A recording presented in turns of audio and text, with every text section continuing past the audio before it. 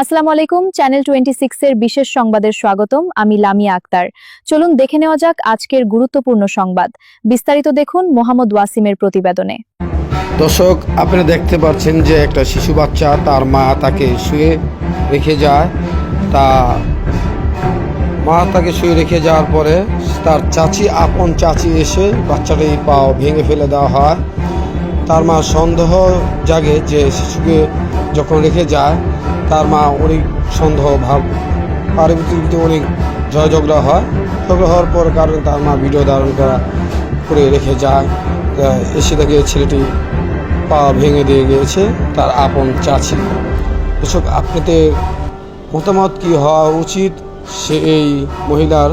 এই যে এখন দেখছেন পা ভেঙে দিয়ে গিয়েছে তার আপন চাচি, এখন আপনারাই তার শাস্তির ব্যবস্থা করবেন, এটি আপনাদেরকে জানানো হচ্ছে। পুলিশের দৃষ্টি আকর্ষণ করা বলা হচ্ছে যে এই মহিলার গুরুত্বপূর্ণ শাস্তির ব্যবস্থা করবেন আপনারা।